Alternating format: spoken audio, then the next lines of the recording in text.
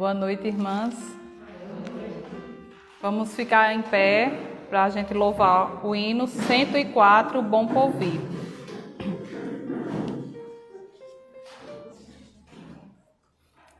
Hino 104.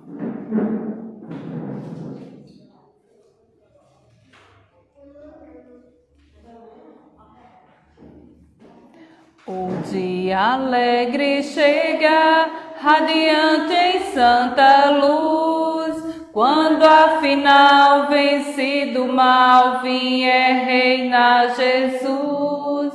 O Salvador domínio terá de mar a mar, e sobre a sua proteção os seus vem congregar. Breve o dia vem, breve o dia vem, o dia alegre chega, bem perto a aurora está. Breve o dia vem, breve o dia vem, em que essa paz que Cristo traz, seu povo gozará.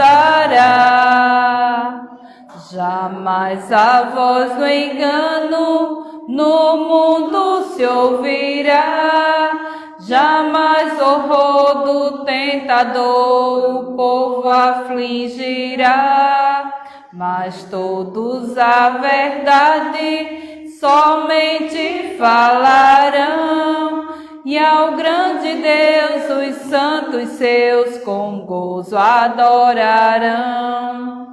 Breve o dia vem, breve o dia vem, o dia alegre chega, bem perto a aurora está. Breve o dia vem, breve o dia vem, em que essa paz que Cristo traz, seu povo gozará.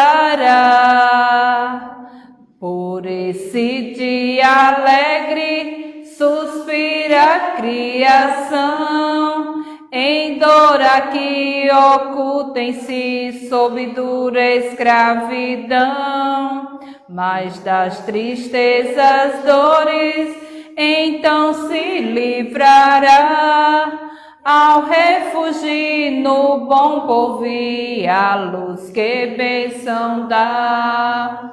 Breve o dia vem, breve o dia vem, o dia alegre chega, bem perto a aurora está. Breve o dia vem, breve o dia vem, em que essa paz que Cristo traz, seu povo gozará.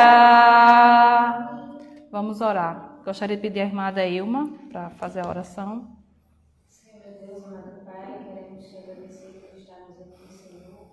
Queremos te pedir, Senhor, que possa fazer com que a tua palavra que será ministrada possa entrar em nossos corações, mentes e vidas. Em nome de Jesus, amém.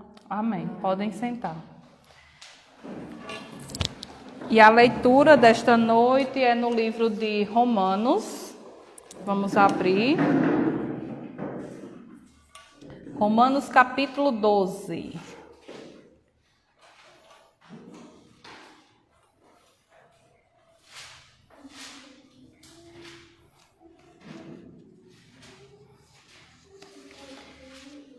Dois versículos que nós vamos destacar no livro de Romanos, capítulo 12.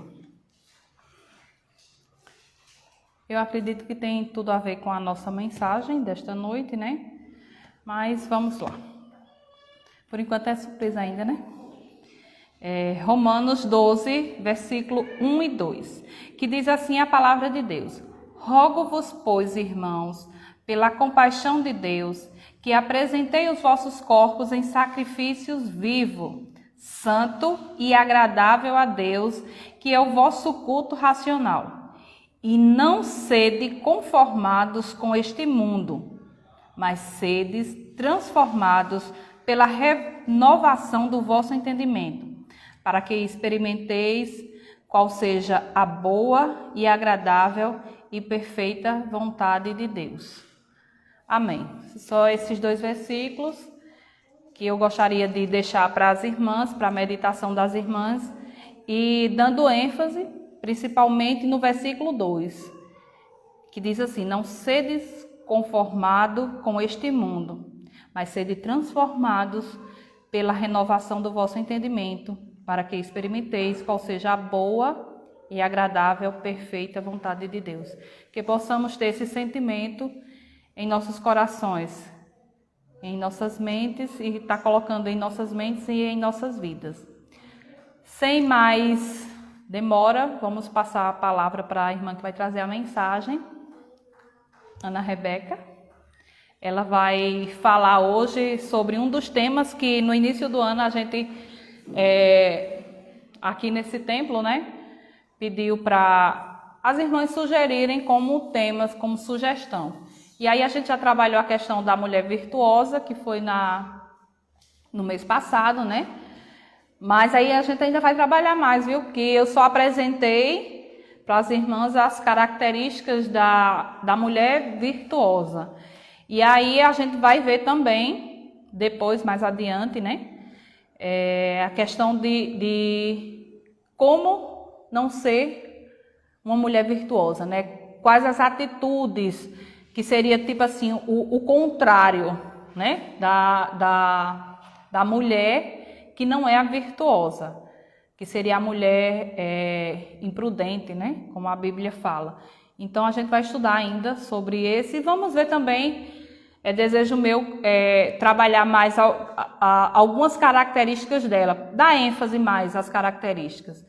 E aí depois, se as irmãs quiserem, eu acredito que eu coloquei no grupo das irmãs o esboçozinho da mensagem. Eu não tenho muita certeza não, porque eu acredito que eu coloquei, mas Rebeca vai trabalhar hoje a questão do feminismo, né? Que eu pedi para ela fazer esse trabalho, esse estudo, e aí a palavra está com ela. Pode vir, filhinha. Vou lhe passar este bastãozinho. Que Deus te abençoe. Amém. Amém. Vou pegar uma aguinha. Pode pegar. Obrigada. Boa noite, irmãs. Eu estou um pouquinho nervosa. Mas, primeiro, quando a manhã me pediu para fazer esse estudo, eu estudo sobre o feminismo já faz uns 5 anos, mais ou menos. E ela me pediu para fazer esse estudo e eu fiquei pensando qual o tema que a gente poderia abordar.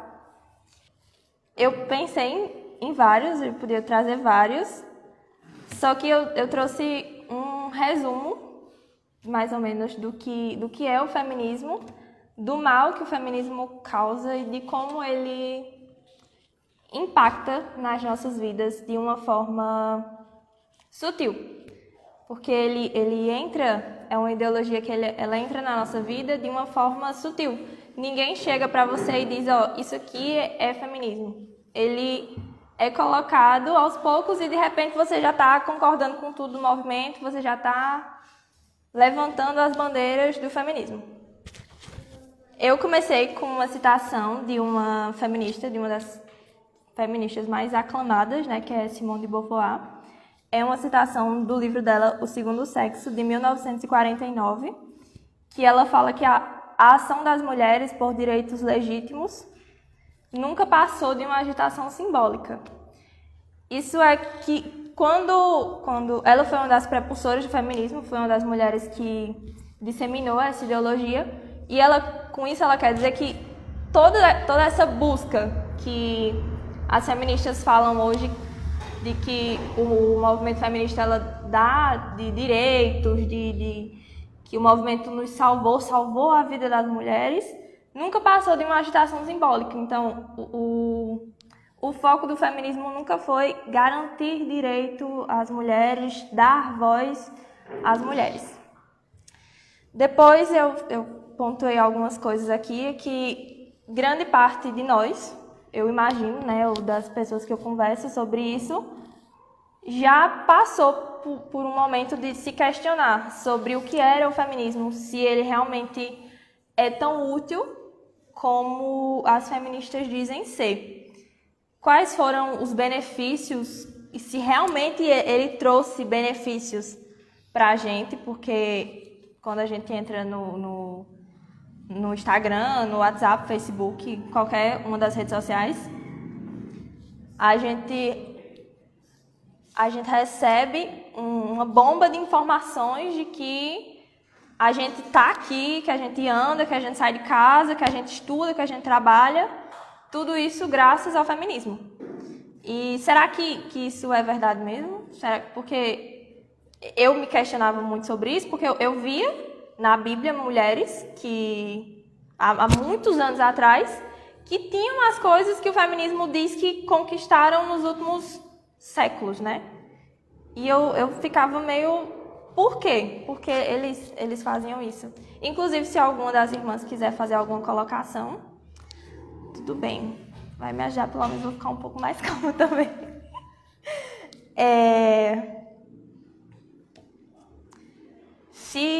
Do mesmo jeito que a gente via mulheres falando que o feminismo ele garantiu direitos pra gente, a gente via os protestos feministas, né, que sempre foi algo um pouco chocante, porque a gente via mulheres seminuas,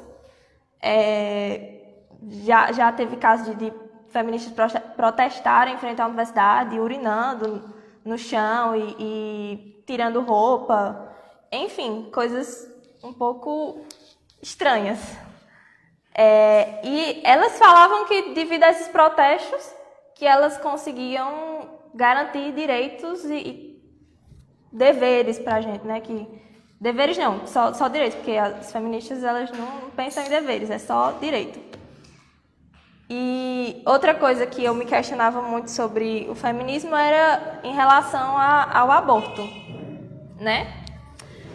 E, como eu falei, eu comecei a estudar sobre o feminismo já faz uns 5 anos, mais ou menos. Eu não sei muita coisa, porque é um tema que, no Brasil, a gente não tem muitos livros, muitas pessoas que falam sobre o tema. É um assunto relativamente novo no Brasil também. Porque quando a gente começa a pesquisar, a gente vê só mulheres que são a favor do feminismo. A gente nunca vê uma pessoa que vá criticar ou que vá mostrar a verdadeira face do feminismo. A gente só vê pessoas dizendo que o feminismo é maravilhoso, que ele é um movimento encantador. E, como eu falei antes também, né, eu via na Bíblia pessoas como mulheres, como a Rainha Esther, como Débora, como a mulher de Provérbios 31, que Esther era uma rainha, né? Débora era uma juíza.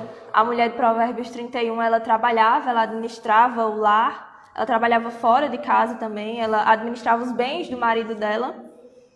E todas elas eram mulheres respeitadas na sociedade, eram ouvidas, eram líderes, eram mulheres que tinham uma opinião e que tinham um certo poder. E, segundo as feministas também, isso é uma conquista recente. Então eu via essas mulheres e eu ficava, como é uma conquista recente se há muitos anos atrás a gente tem exemplos na Bíblia de mulheres que eram assim, né? Outra coisa que as feministas falavam muito e que me deixava um pouco inquieta em relação a isso era sobre a questão da Bíblia.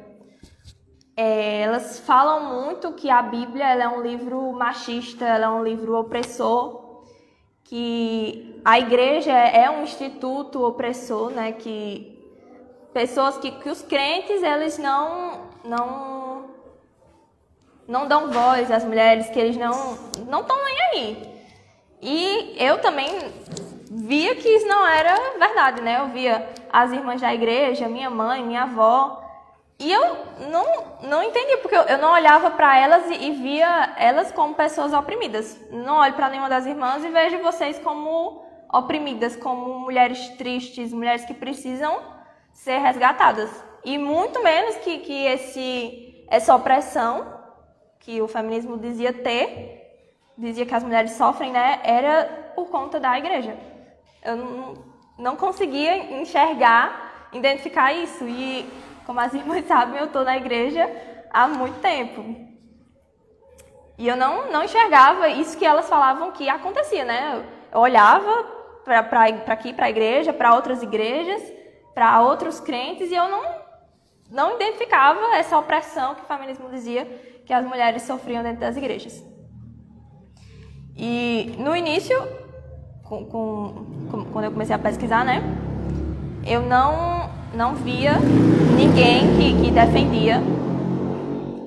E o que me escandalizava mais quando eu comecei a pesquisar foram o fato de que poucas mulheres que eu achei assim que falavam, que eram crentes e que falavam alguma coisa sobre o feminismo, todas elas eram a favor do feminismo.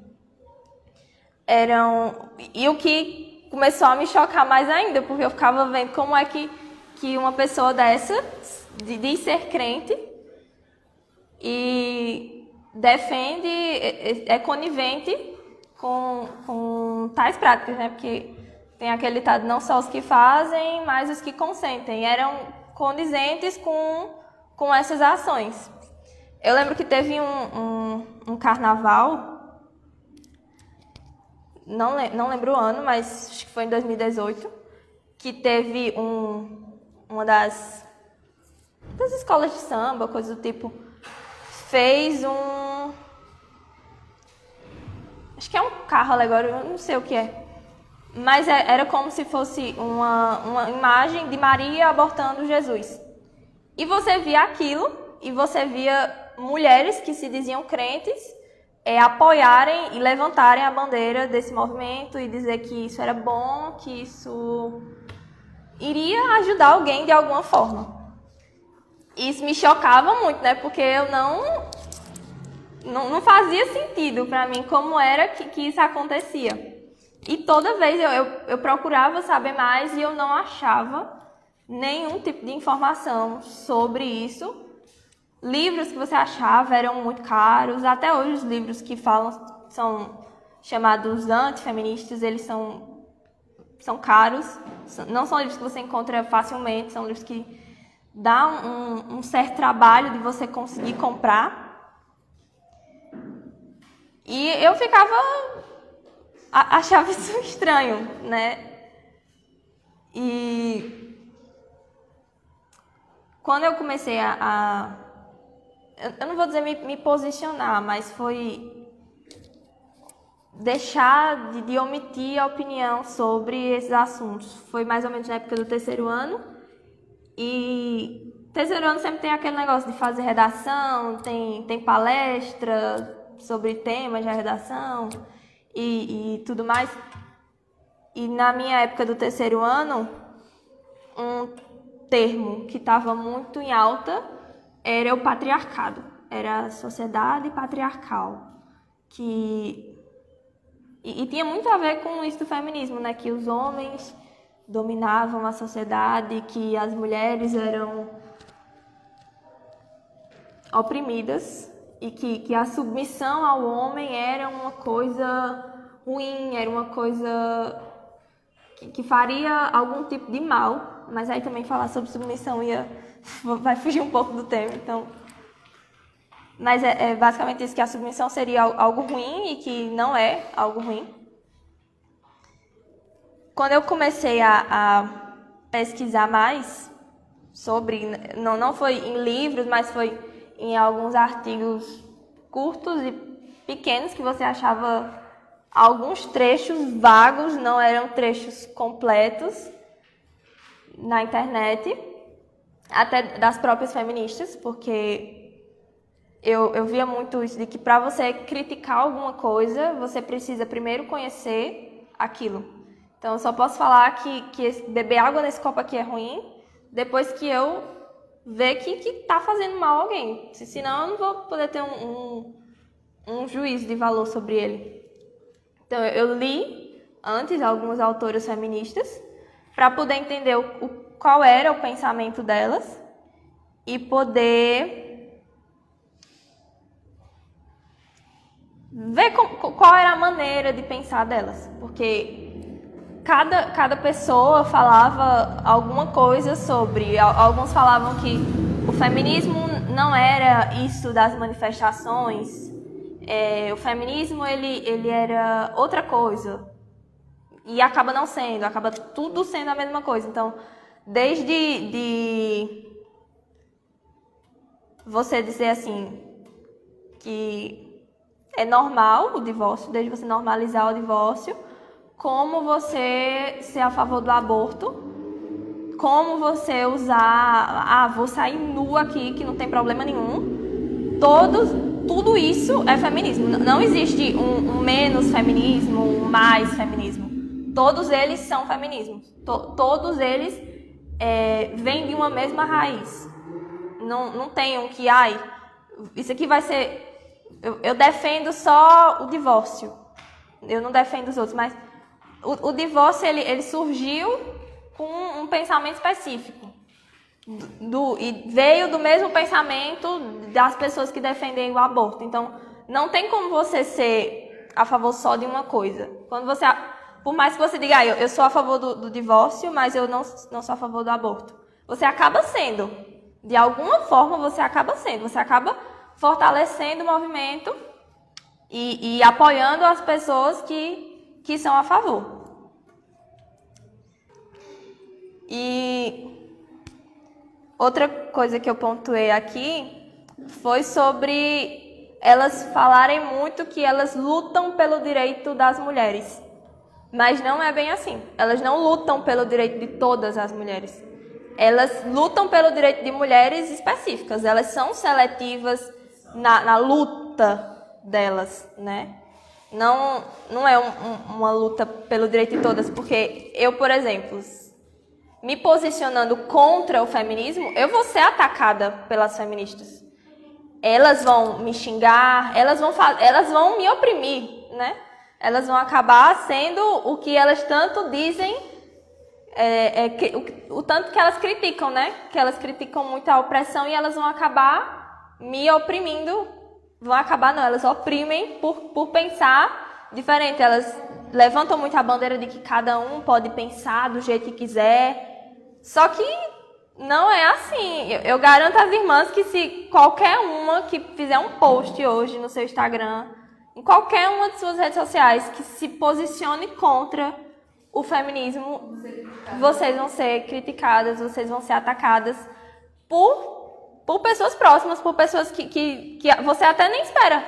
Porque é uma pessoa que ela diz tanto, não, eu defendo você pensar do jeito que você quiser, eu defendo a mulher é livre, mas ela é livre até que ponto? Né? Se eu escolher ficar em casa, se eu escolher ser dona de casa, não quiser trabalhar fora,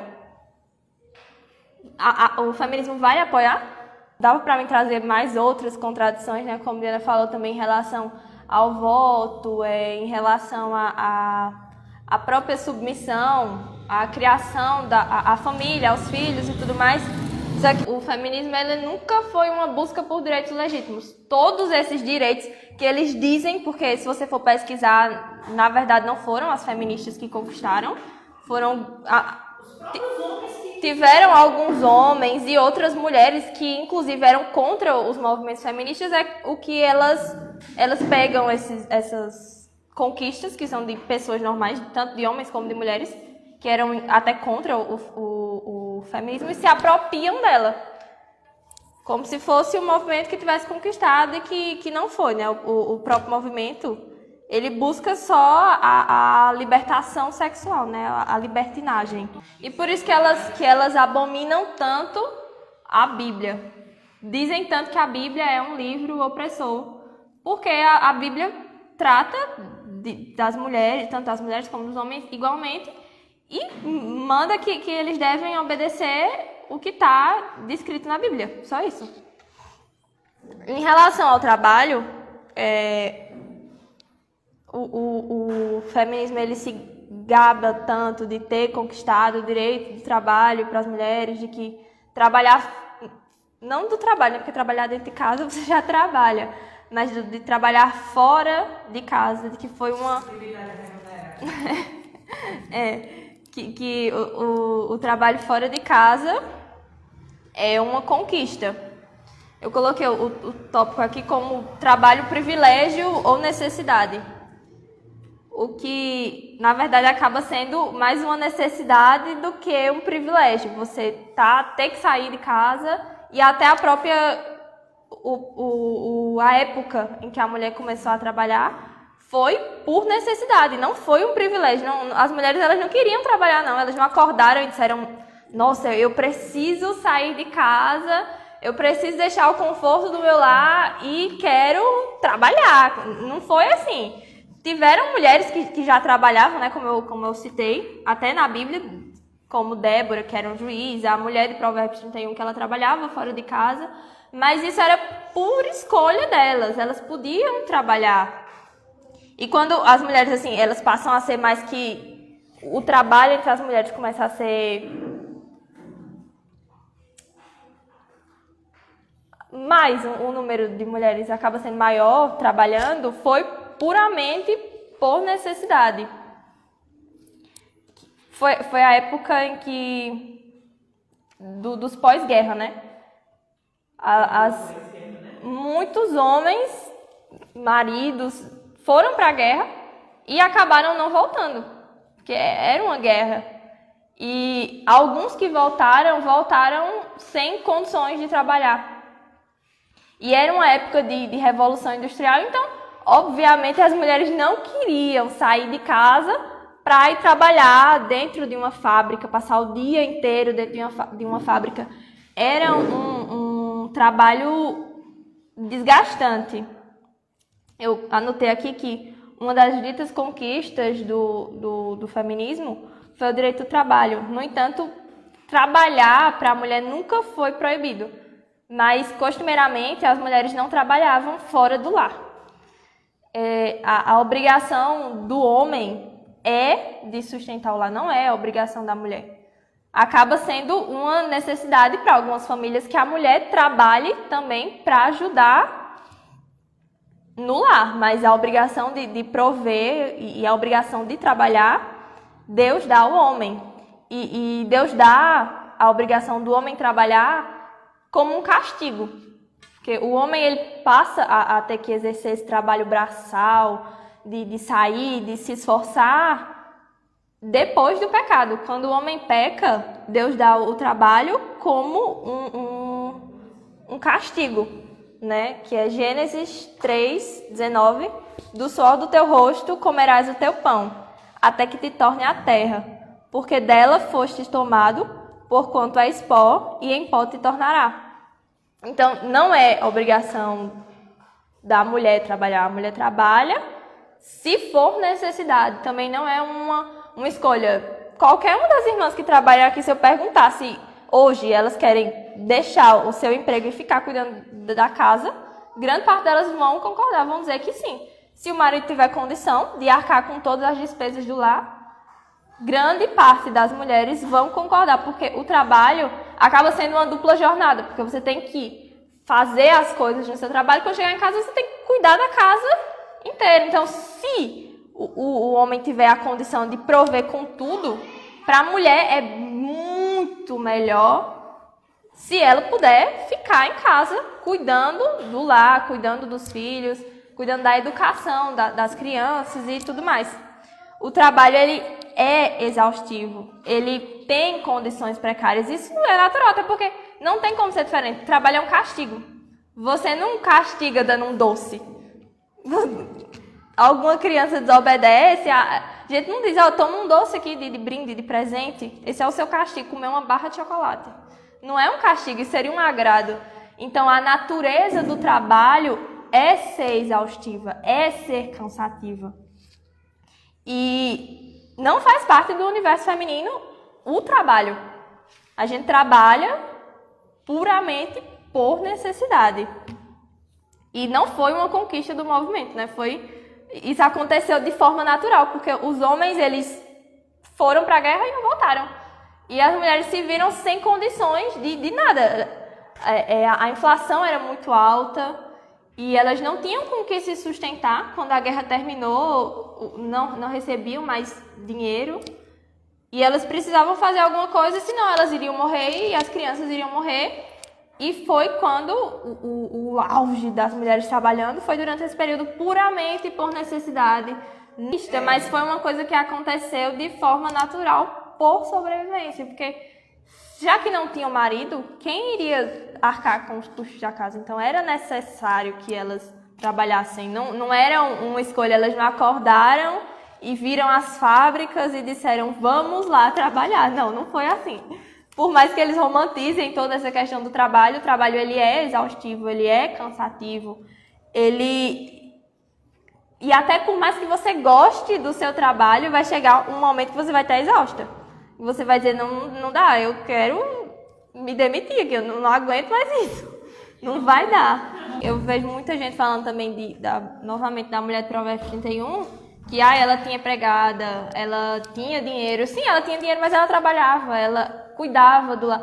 Se não tivesse ela para dizer faça isso, faça aquilo, a pessoa não ia fazer corretamente. Os filhos é obrigação da mulher também ensinar. Por isso que o trabalho fora do lar é uma necessidade, não um privilégio. Se você for fazer uma análise da época, né, das condições em que o direito ao trabalho foi conquistado, era uma condição precária, eram fábricas, os homens, você vê relato até nos livros de história mesmo, de que era um trabalho, eles trabalhavam em condições quase animais, condições escravas, que era uma coisa muito difícil. Então não fazia sentido, novamente, isso ser um privilégio.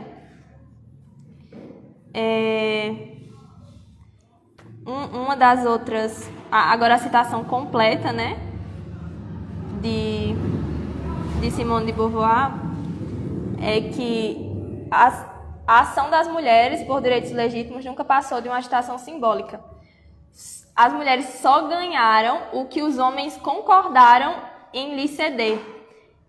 Elas nada tomaram, elas receberam. Recusar a cumplicidade com o homem seria para elas renunciar todas as vantagens e alianças que isso lhe pode conferir. E, de acordo com a visão bíblica, novamente, nunca foi proibido, não há nenhum canto onde proíba a mulher, a Bíblia proíba a mulher de trabalhar, né? Outros exemplos que eu trouxe sobre trabalhos, de mulheres que trabalhavam fora de casa, era o exemplo de Ruth e de Esther, que também são mulheres citadas na Bíblia, que a Bíblia traz um livro específico para cada uma delas, contando a história da vida delas, e todas duas trabalhavam fora de casa. Então, não é proibido as mulheres trabalharem, nunca foi proibido, a Bíblia não proíbe o trabalho. E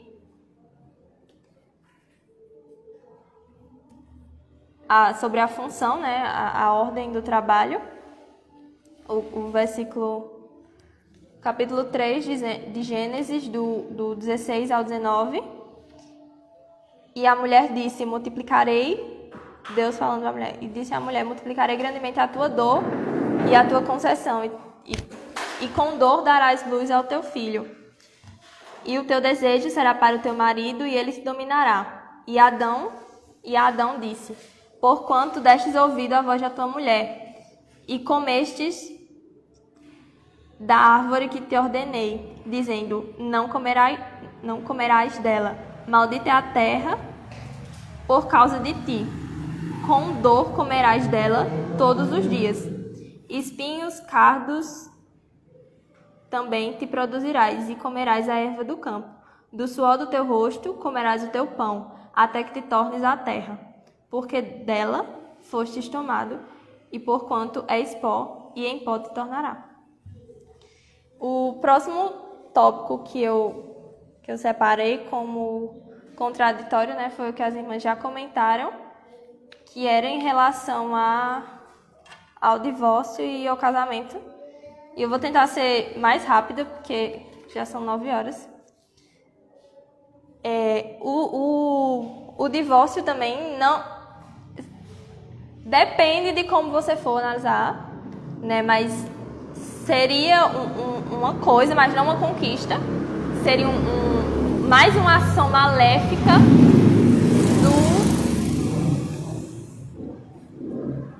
Seria mais uma ação maléfica do feminismo para com as mulheres.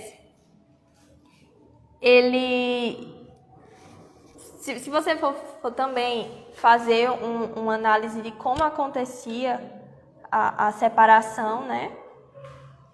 Cabia ao homem, mesmo que separado da mulher, se ele saísse de casa, cabia a ele sustentar a casa. Então, mesmo que o homem casasse com uma mulher, ele saísse de casa, continuaria sendo dever dele sustentar aquela casa, sustentar aquela mulher, sustentar a família. E com o divórcio, acaba rompendo isso. O que o divórcio conquista para as mulheres seria uma independência do homem nesse sentido, de que, havendo a separação, os homens são desobrigados de sustentar as mulheres, e antes era a obrigação também do homem sustentar. Então, acaba sendo um mal, acaba sendo mais mal do que um benefício, acaba sendo um malefício e não um benefício. Se você também for ver, né, no Brasil também a questão do divórcio é uma coisa muito recente, não é uma coisa que a sociedade aceita há muito tempo. Então você consegue ver a romantização do divórcio, você vê que o divórcio hoje é abordado em todos os canais de comunicação e todos eles de uma forma romântica, de como se fosse tranquilo você olhar para a pessoa e dizer, eu vou embora de casa, tchau. Como se fosse isso, assim, fosse só isso, você não tivesse nenhum problema, como se qualquer motivo fosse razão de você terminar um casamento. Você passa metade da sua vida com a pessoa e qualquer coisa vai ser motivo suficiente para você terminar um casamento. E isso de uma forma muito romântica, não tem briga, não tem discussão, não tem conflito. Se tiver filhos, os filhos também não sofrem, os filhos lidam com isso de uma forma tranquila. Isso que é mostrado, né? Porque na realidade não é assim. E eu falo disso com um pouco de propriedade, porque se você for em alguma vara de família, que são as varas que cuidam dos divórcios, é onde tem as confusões, é onde tem briga, onde tem gente chorando, onde tem gente gritando, porque a realidade é diferente do que é mostrado. O divórcio não é romântico, o divórcio não é tranquilo, até a parte que deixa o lar, ela acaba também sofrendo com isso, porque você está indo contra um preceito bíblico, um mandamento de Deus. Tudo que você for contra a Bíblia vai acabar sendo ruim. Não tem essa hipótese de fazer uma coisa, desobedecer um mandamento de Deus, ir contra um princípio bíblico, ir contra uma ordem bíblica e você se dá bem. Vai acontecer alguma coisa que não vai ser boa. Você está indo aqui, vou me separar, só flores, só flores, só flores. Algum momento vai ter alguma coisa que vai dar errado porque você está desobedecendo a Deus.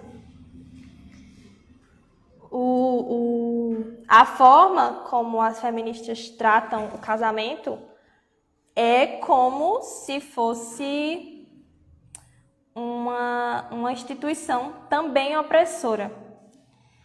Tem um autor, acho que o nome dele é Friedman, que ele fala isso, né? Que o casamento é uma instituição opressora.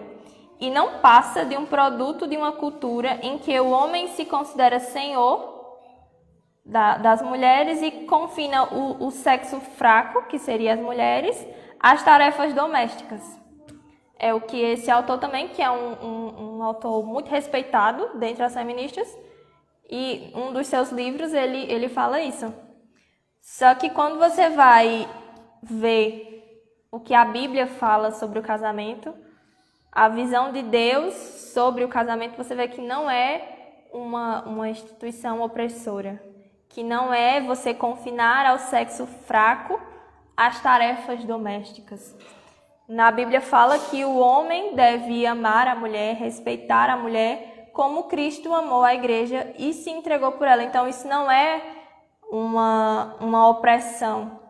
Isso, a Bíblia manda o homem amar a mulher, manda o homem respeitar a mulher e não entregar as tarefas domésticas e só isso e tratar como se a mulher fosse qualquer coisa, que não é assim. Elas tentam colocar como se na Bíblia, como se os crentes, como se a igreja pensasse desse jeito, mas não é assim. Se você for ler a Bíblia, você for parar, só precisa 5 minutinhos para ler um pouco do que cada texto bíblico fala sobre o casamento. Você vai ver que é totalmente diferente do que elas dizem ser, né? Em todo momento, a Bíblia, a distinção, ou seria, a Bíblia ela dá mais deveres ao homem do que à mulher. Ele coloca as tarefas que são mais difíceis, as tarefas mais pesadas ao homem, porque quando Deus cria a mulher, ele não cria a mulher para ser maior do que o homem ou para ser mais forte, para ser melhor do que o homem. Ele cria a mulher para ser uma ajudadora idônea. E disse o Senhor Deus: não é bom que o homem esteja só, e far-lhe-ei uma ajudadora idônea. Então, não seria para a mulher tomar o lugar do homem, mas sim para ela ficar ao lado do homem, ajudando ele no que for necessário, mas é ao lado, não é na frente ou atrás, entendeu? Na Bíblia ele diz que os homens eles devem respeitar as mulheres, amar as mulheres, não é tratar a mulher de qualquer maneira, de qualquer forma. Por mais que o feminismo tente mostrar isso, como as irmãs falaram, a ordenança divina é de que, se for necessário, o homem deve entregar a sua vida pela mulher. E não ao contrário. O dever da mulher é ser uma ajudadora. O dever que Deus entrega para a mulher é ajudar ao homem. E para o homem é se sacrificar, se for necessário, pela mulher. Todas as suas ações que forem contrárias à Bíblia, independente de quem seja, não só dos crentes, qualquer pessoa que for contra a Bíblia, no futuro vai dar algum erro, né? Como o movimento feminista é um movimento que ele entra sutilmente nas nossas vidas, ele não entra de uma forma direta, ele vem com palavras bonitas. Dava para falar mais coisas, tinha mais coisas para falar, mas eu vou terminar a mensagem com uma citação da irmã Valdenira, e que ela fala o seguinte: o feminismo é um movimento que vai contra os princípios bíblicos. Para elas, ser contra o que o Senhor diz na sua palavra é ser moderna e não ser retrógrada. É estar atualizada e caminhar lado a lado com o mundo. Nós que aceitamos Jesus como nosso Salvador, sabemos que a palavra de Deus é verdadeira, sempre atual, nos leva para o caminho correto e é sempre voltada para o nosso bem. Então procuremos sempre fazer o que Ele nos diz, a fim de que possamos estar no seu plano perfeito para as nossas vidas. Não devemos esquecer de que o inimigo das nossas almas é quem governa este mundo. Por isso, não devemos nos confiar nele.